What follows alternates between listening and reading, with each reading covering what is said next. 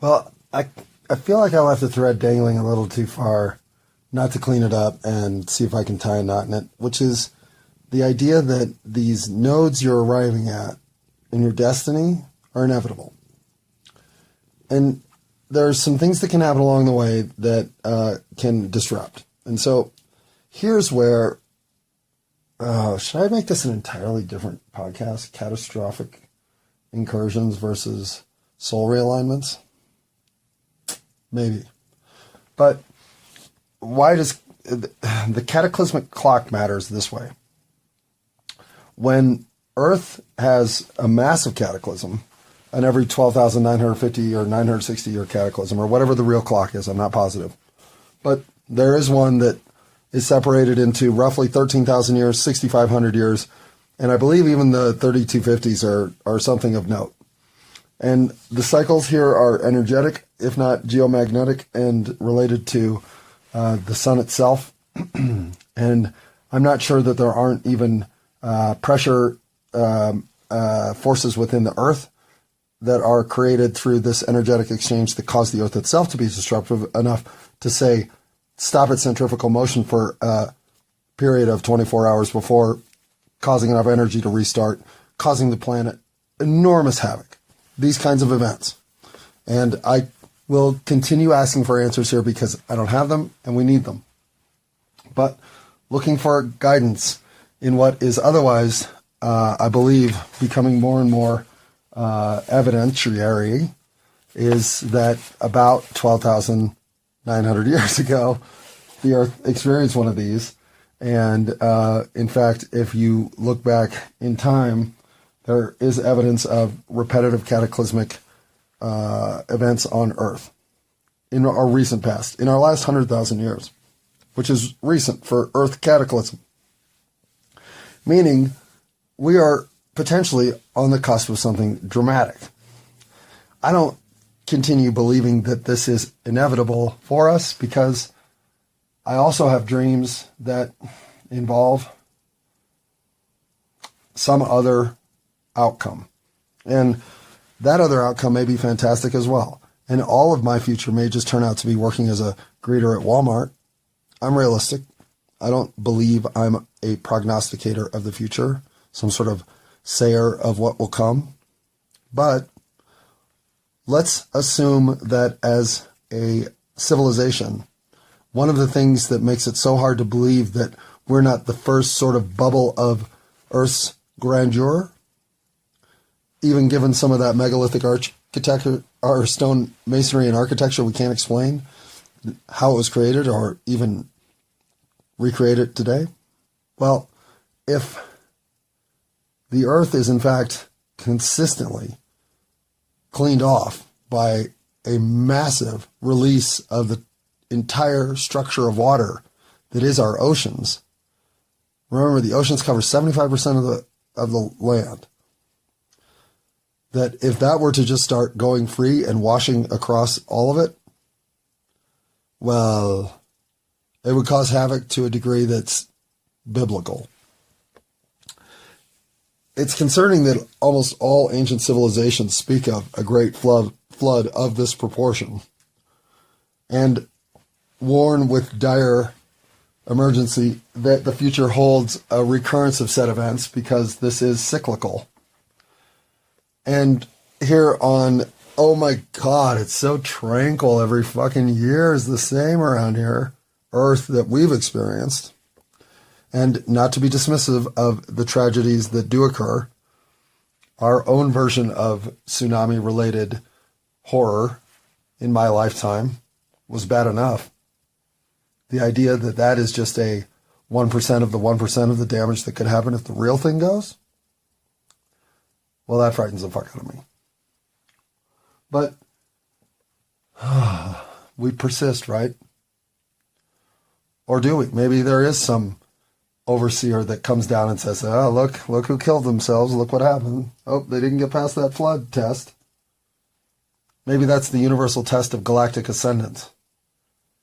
Can you, through cooperation as a species, overcome the inert nature of an existence in this reality that comes with the 13,000-year energetic reset cycle. You want to live in the calm tranquility that it is to be in the Barbados? Well, guess what? You better have your 13,000-year cycle up. Because if you haven't learned how to cooperate to that point, we don't really want you around because, hell, you may discover something like nuclear technology at a time when you are not ready for it. So, the way this universe has been set up is you can either survive the wipeout or you can't. And if you can't, well, we'll come reseed with another version of you and maybe that one will do better. I mean, galactic nonsense that may be, it explains a lot more of what's going on around here than other stuff. Imagine you're part of the elite and you come to realize that is in fact what's going on because some aliens come here to try to tell you the prophecy and you're like, what? Oh yeah, right, whatever. And then they disarm your nuclear weapons in midair to prove their superiority and the fact that they're telling you the truth. And you say, well, I mean, if all that's going to happen about 100 years from now is you're going to just hit the reset button, well, those of us in power are just going to take everything we can, as much as we can, and, fuck the rest of them. I mean, they'll all be dead in 100 years anyway, so what difference does it make?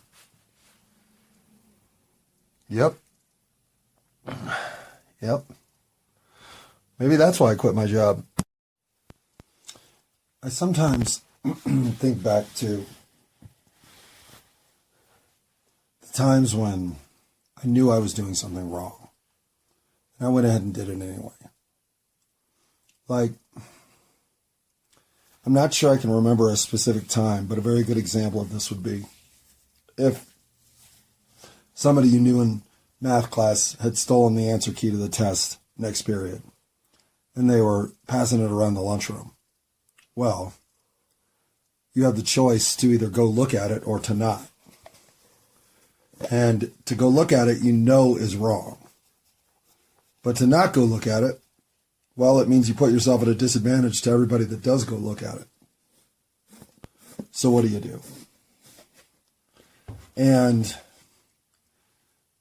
if you can say that decision is 100% clear cut, well then, I don't know if I want you as a close friend. Pause. And it's not that I only want the deviant among my trusted circle. That's not it at all. But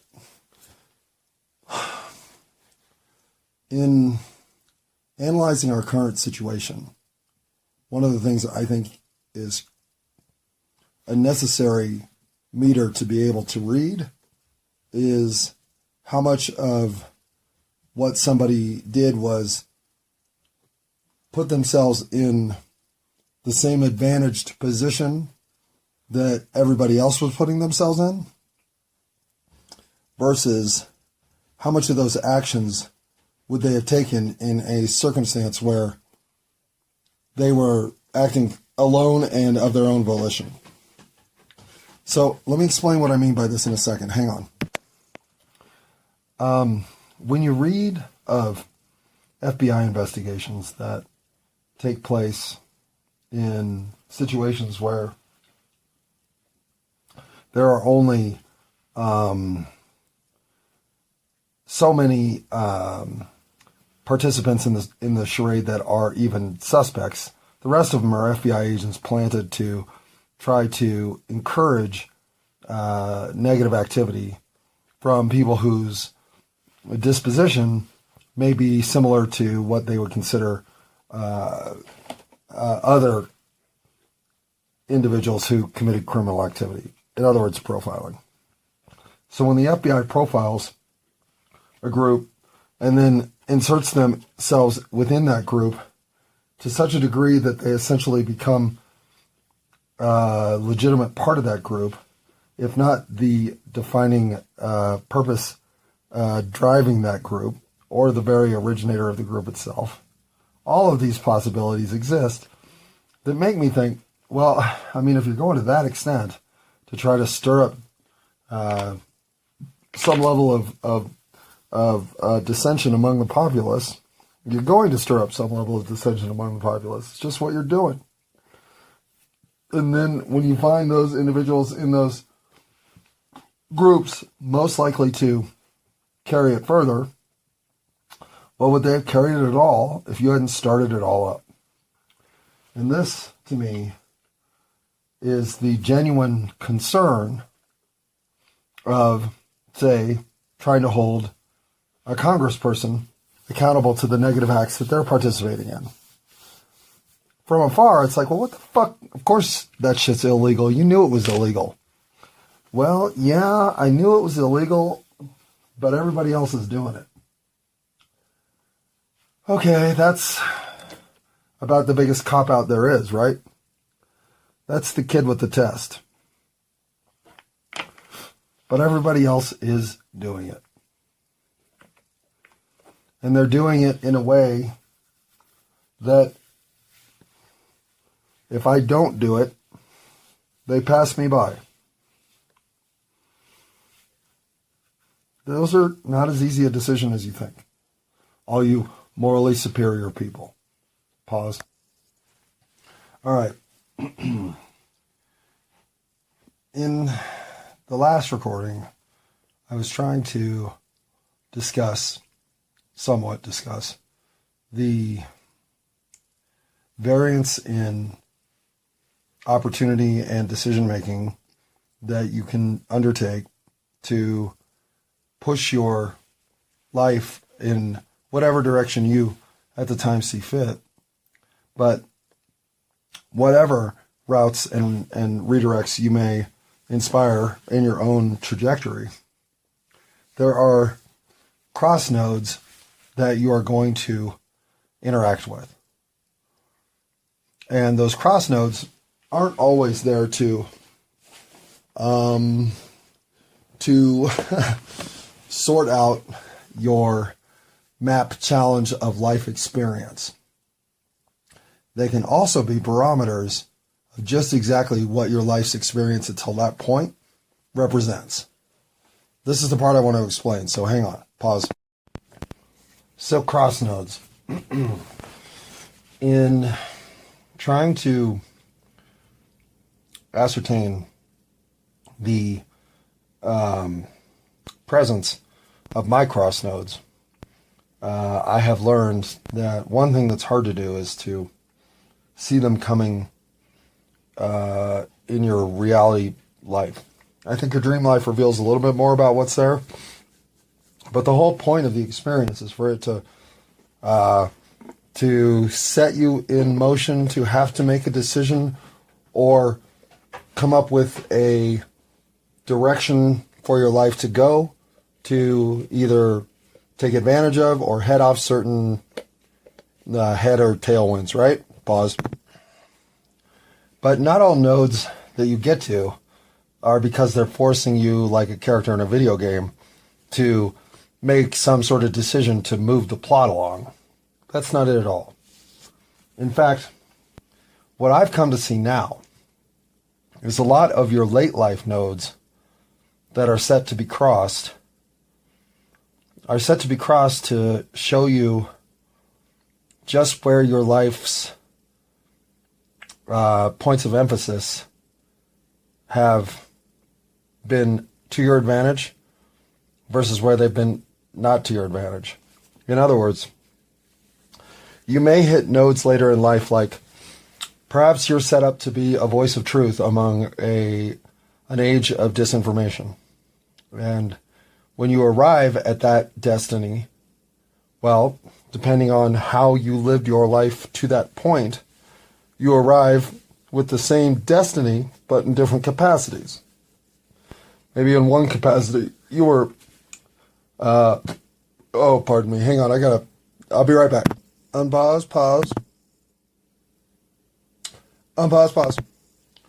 Okay, so if you fall into this role as a pristine, rise to the cream of the crop overachiever, maybe you are owner of the Washington Post. But in this reality, that job went to a guy named Jeff Bezos, so Clearly that wasn't my destiny. But say you become addicted to heroin in your 30s. Well, that takes the owner of the Washington Post off the table. It takes the successful radio DJ off the table. I don't know. It takes a few things off the table, but maybe it opens wide a door toward stand-up comedy. Because now you got a record, so you can't get a normal job. So you start dabbling around in entertainment and find you have a proclivity for jokes. And you become the voice of the truth against an age of disinformation via stand-up comedy.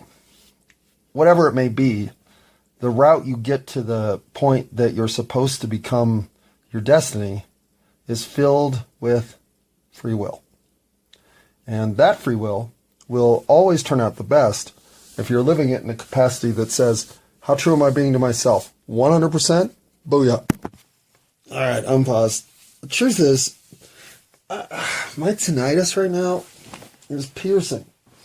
I can usually talk over almost anything, especially an audience.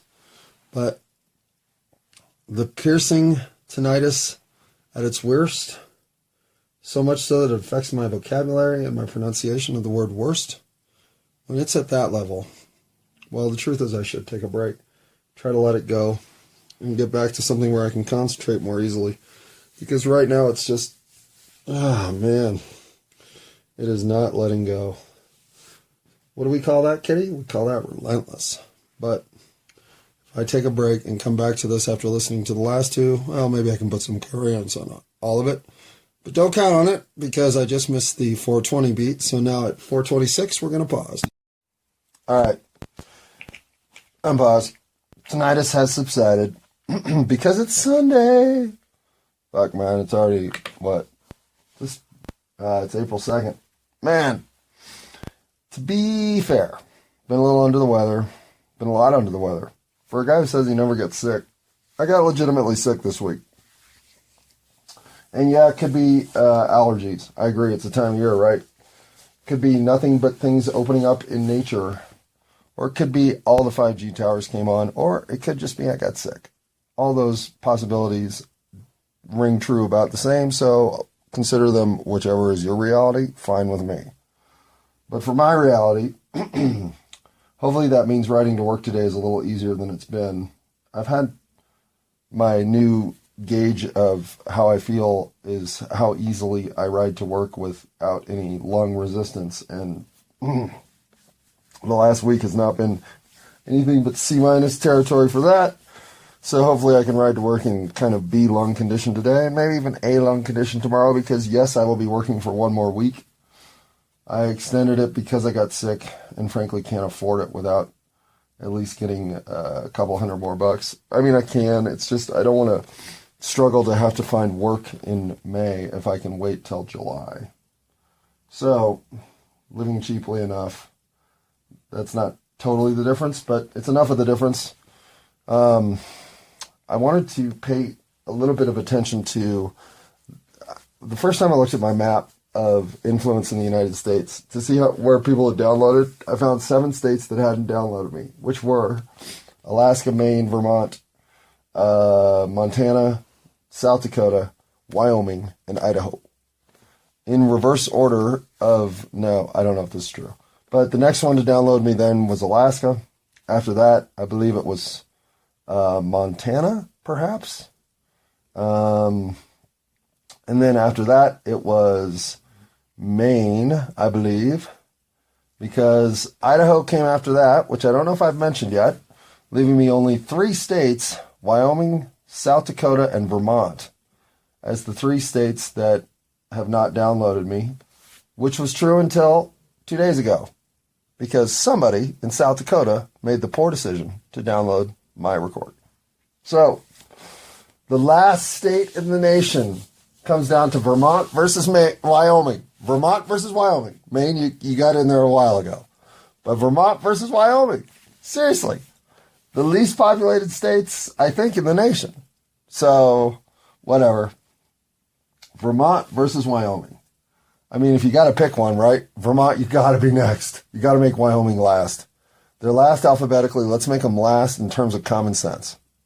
We can do this, Vermont. If it makes any difference, I used to go watch movies in a place called something Vermont. It was in South Vermont. They had like a Honda dealership. Keene, Vermont? Is Keene in Vermont? Keene seems like it's in New Hampshire. What would be directly across the New Hampshire border from Keene? That town. Brattleboro? Maybe Brattleboro, Vermont. I've been to Brattleboro, Vermont.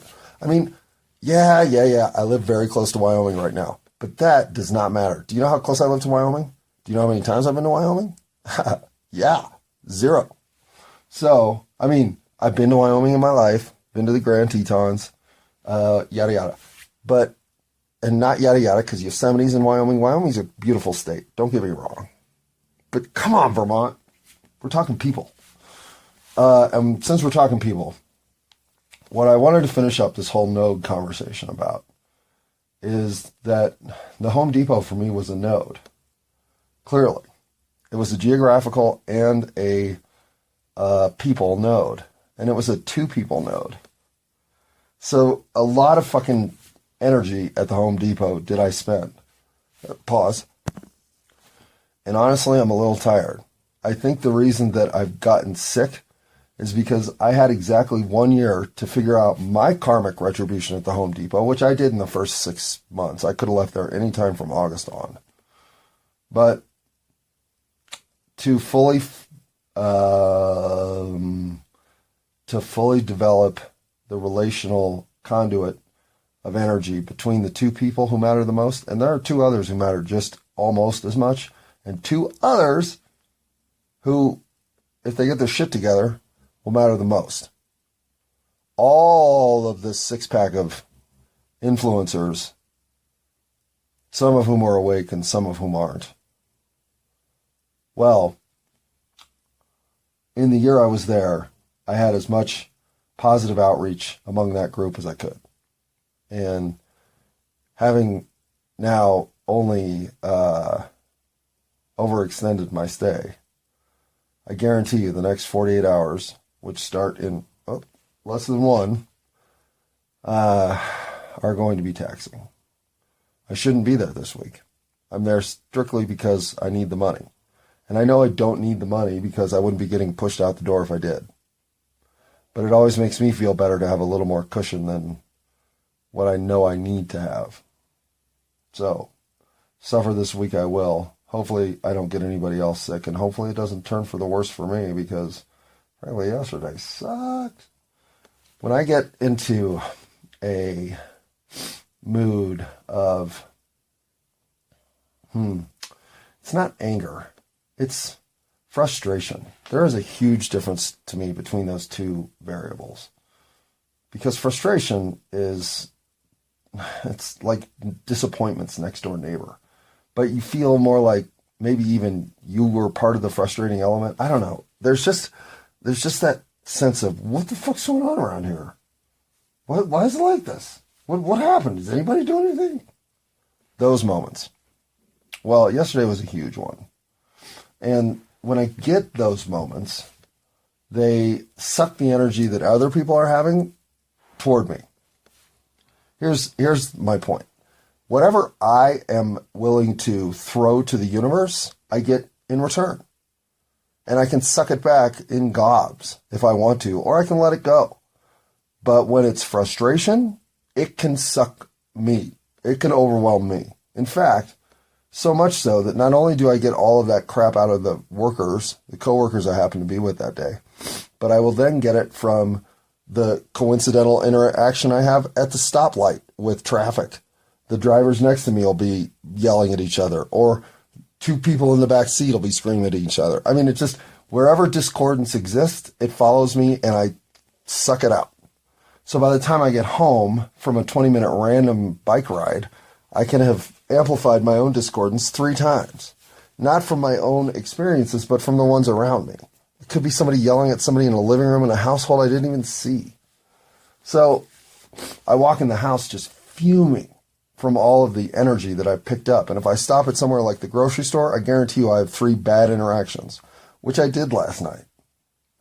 So by the time I get home, I had to play Killing in the Name of by Rage Against the Machine on my music collection with my entire collection randomly behind it.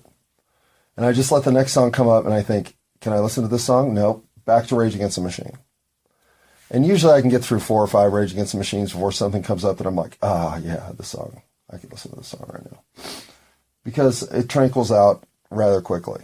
But 13 Rage Against the Machine, Killing in the Name of, replays, before I finally got to a song that I thought, okay, I can listen to this. And it was Fatboy Slim, Don't Let the Man Get You Down, or whatever, the long-haired hippie need not apply.